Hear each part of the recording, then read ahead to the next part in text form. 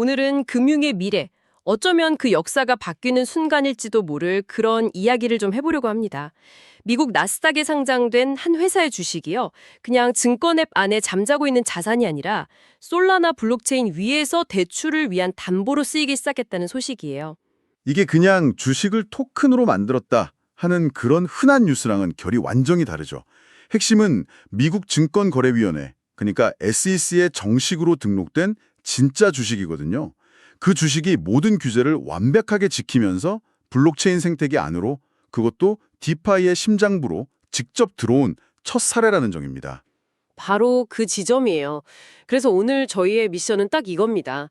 월스트리트의 상징 같은 공식 주식이 어떻게 그 까다로운 규제의 감시망을 뚫고 코드가 법인 디파이의 세계로 무사히 넘어올 수 있었는가? 그 비밀의 열쇠를 하나씩 풀어보겠습니다. 자, 그럼 사건의 중심으로 한번 들어가 보죠. 화제의 회사는 포워드 인더스트리즈, 티커로는 FWDI. 이 회사의 공식 주식이 솔라나 블록체인 위로 올라왔다는 건데 이게 왜 그렇게 특별한 건가요? 사실 예전에도 주식을 토큰으로 만들었다 이런 얘기는 종종 들렸잖아요. 맞아요. 그런데 예전에 우리가 들었던 토크나 주식이라는 건 대부분 일종의 그림자 같은 거였어요.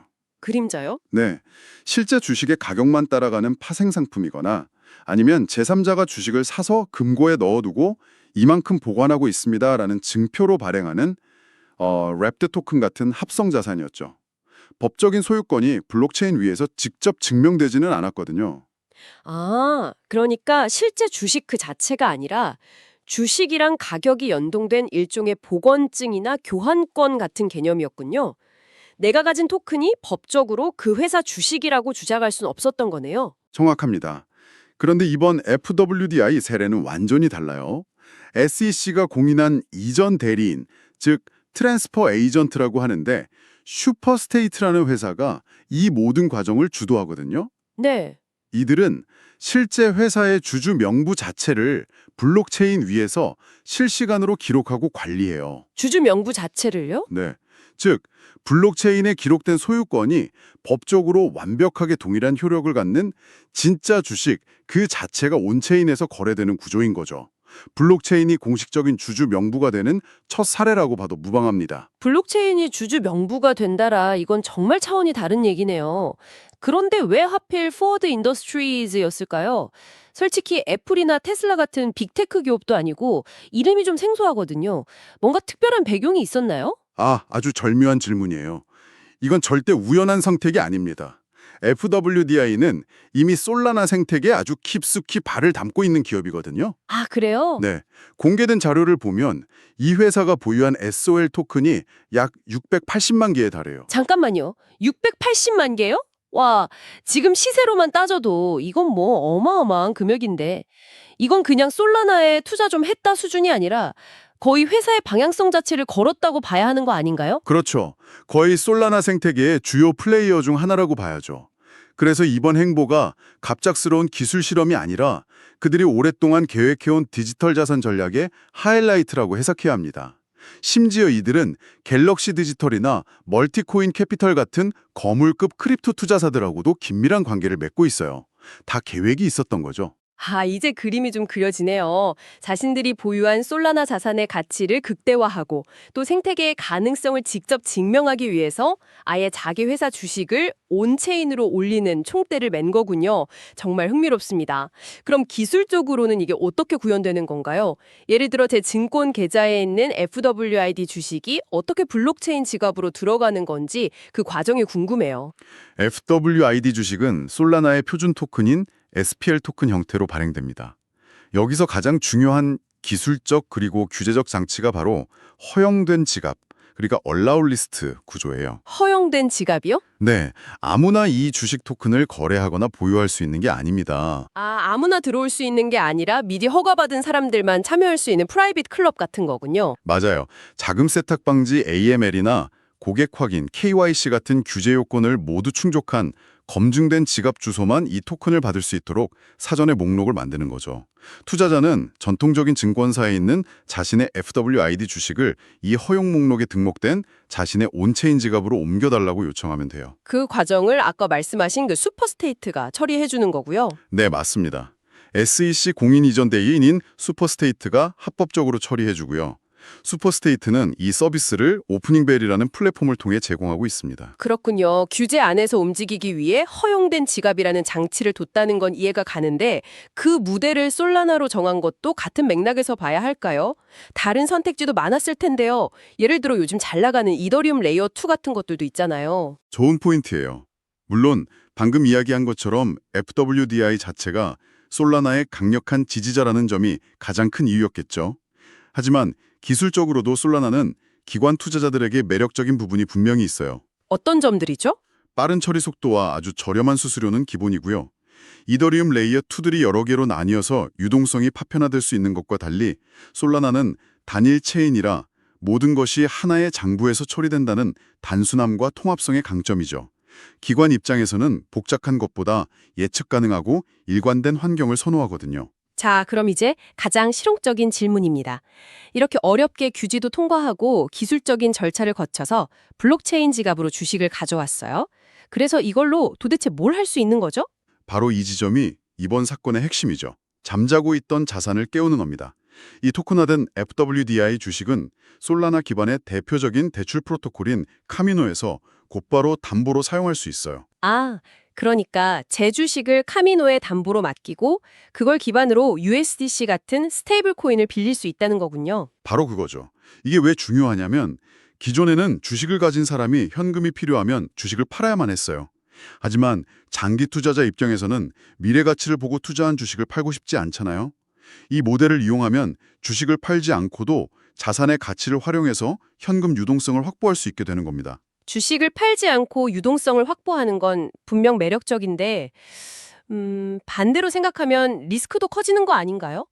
주식 시장이 갑자기 급락해서 담보 가치가 떨어지면 바로 청산될 위험도 있을 테고, 여기에 디파이 프로토콜 자체의 해킹 위험이나 스마트 컨트랙트 버그 같은 온체인 리스크까지 더해지는 거니까요. 너무 장밋빛으로만 볼 순 없을 것 같은데요. 아주 정확한 지적입니다. 당연히 새로운 리스크가 추가되죠. 그래서 담보물의 가치를 실시간으로 그리고 아주 정확하게 평가하는 게 생명과도 같아요. 그 역할은 누가 하나요? 그 역할을 바로 오라클이 수행합니다. 이번 사례에서는 파이스 네트워크라는 오라클이 나스닥 거래소의 FWDI 주식 가격 데이터를 거의 실시간으로 블록체인 위로 가져와서 카미노 프로토콜에 제공해요. 덕분에 담보 가치를 투명하게 평가하고 그에 맞춰서 대출 가능 금액이나 청산 위험을 관리할 수 있는 거죠. 물론 프로토콜 자체의 안정성 리스크는 투자자가 감수해야 할 부분이고요. 그렇죠. 모든 금융 혁신에는 새로운 기회와 새로운 위험이 함께 따라오는 법이니까요. 알겠습니다. 기회와 리스크를 모두 이해했어요. 그런데 다시 처음 질문으로 돌아가서 이 모든 혁신적인 시도가 어떻게 그 까다롭기로 소문난 미국의 규제 문제를 넘어설 수 있었을까요? 이게 정말 가장 신기하거든요. 이게 바로 이번 사례의 백미라고 할 수 있죠. 그들은 규제를 회피한 게 아니라 오히려 규제의 정중앙을 통과했어요. 정중앙을요? 네, 두 가지 핵심 요소를 기억하시면 됩니다. 첫째, 토큰화의 대상이 된 자산이 애초에 SEC에 등록된 합법적인 증권, 즉 공식 주식이라는 점. 규제 밖에 있던 모호한 자산을 가져온 게 아니에요. 아, 출발점부터 규제 안에서 시작했다는 거군요. 맞습니다. 그리고 두 번째, 그 자산의 소유권 이전과 기록 관리를 누가 한다고 했죠? 바로 SEC가 공인한 이전 대리인. 그렇죠.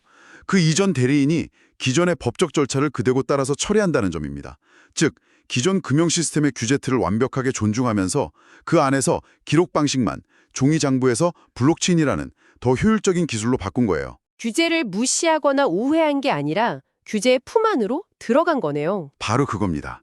그래서 규제 안에서 디파이가 열린 첫 사례라고 평가받는 이유입니다. 잠깐만요. 그게 정말 놀랍네요. SEC가 공인한 기관이 블록체인을 공식 주주 명부를 쓴다는 건데 이게 선례로 남으면 앞으로 IPO, 그러니까 기업 공개를 할 때부터 아예 블록체인을 기반으로 주식을 발행하는 회사도 나올 수 있다는 뜻으로 해석해도 될까요? 충분히 가능한 시나리오죠. 아직은 갈 길이 멀지만 이번 FWDI 사례는 그 가능성의 문을 활짝 열어젖힌 셈입니다. 자, 그럼 이 모든 것을 종합해 볼 때 이게 앞으로 금융시장에 어떤 의미를 가질까요? 하나의 작은 사건으로 끝나는 걸까요? 아니면 정말 거대한 변화의 시작일까요? 저는 후자라고 봅니다. 이건 단순한 실험이 아니라 거대한 변화의 시작을 알리는 매우 중요한 신호탄이에요. 이번 사례는 주식뿐만 아니라 채권, ETF, 부동산 투자 신탁 같은 다른 모든 전통 금융자산이 온체인으로 올라와서 디파이의 담보물이 될 수 있다는 걸 명확하게 증명한 셈이거든요. 그러니까 정리해보면 월스트릿의 심장부와도 같은 공식 주식이 처음으로 코드 기반의 디파이 세계로 직접 걸어 들어온 거네요. 지금까지는 유리벽을 사이에 두고 서로 쳐다만 보던 두세 개 사이에 마침내 문이 열린 그런 상징적인 사건으로 봐도 될 것 같습니다. 완벽한 비유입니다. 지금까지 전통금융과 암호화폐 시장은 서로 다른 규칙을 가진 별개의 세상처럼 여겨졌잖아요. 하지만 이제 그 경계가 허물어지는 결정적인 순간을 목격하고 있는 겁니다. 월스트릿의 자산이 코드 기반의 디파이 프로토콜과 직접 상호작용하기 시작한 거죠. 그렇다면 앞으로 우리는 어떤 점들을 눈여겨봐야 할까요? 이 흐름이 계속 이어질지 판단할 수 있는 관전 포인트가 있다면요. 몇 가지 흥미로운 관점 포인트가 있어요. 첫째, 당연히 다른 상장사들이 이 FWID 모델을 따라할 것인가 하는 점이죠. 특히 FWID처럼 특정 블록체인 생태계에 깊이 관여하고 있는 기업들이 다음 주자가 될 가능성이 높다고 봅니다. 그리고 또 어떤 게 있을까요? 둘째, 실물자산 토큰화, 즉 RWA 시장에서의 플랫폼 경쟁 구도예요. 기존의 강자인 시큐리타이즈 같은 회사들과 이번 사례를 성공시키며 혜성처럼 등장한 슈퍼스테이트 간의 경쟁이 어떻게 펼쳐질지도 아주 흥미로울 겁니다. 마지막으로 하나 더 짚어주신다면요. 가장 중요한 건 역시 규제 당국의 태도 변화겠죠. 이번 성공 사례가 규제 당국에게 블록체인 기술이 규제 틀 안에서 안전하고 효율적으로 작동할 수 있다는 강력한 증거를 보여줬어요. 만약 이것이 규제 당국의 태도를 좀 더 유연하게 만들고 관련 정책 변화로 이어진다면 우리가 상상하는 것보다 훨씬 더 빠른 속도로 전통자산의 온체인화가 확산될 수 있을 겁니다. 오늘은 미국 상장 주식이 솔라나 블록체인 위에서 디파이 담보로 활용된 첫 사례를 깊이 있게 파헤쳐봤습니다. 이건 단순히 또 하나의 기술 실험이 아니라 규제라는 틀 안에서 전통 금융과 디지털 자산이 하나로 합쳐지는 새로운 금융시대의 개막을 알리는 사건이라고 정리할 수 있겠네요. 맞습니다. 때로는 투기 시장이라는 꼬리표가 붙기도 했던 디파이가 이제 실제 세상의 가치를 지닌 자산을 품기 시작하는 역사적인 순간이에요. 오늘 이야기한 주식의 온체인화 모델은 그 가능성을 증명했습니다. 그렇다면 당신이 생각하기에 이 검증된 기술의 다음 목적지는 어디가 될까요? 수많은 기업이 발행한 회사채일까요? 아니면 정부가 발행한 국채일까요? 어쩌면 우리가 살고 있는 이 아파트의 등기부등본이 될 수도 있겠죠. 그렇게 당신의 모든 자산이 24시간 잠들지 않는 글로벌 금융 네트워크 위에서 자유롭게 유동화될 때 우리의 삶은 또 어떻게 바뀔지 상상해보는 것도 아주 흥미로운 지점이 될 겁니다. 시청해주셔서 감사합니다.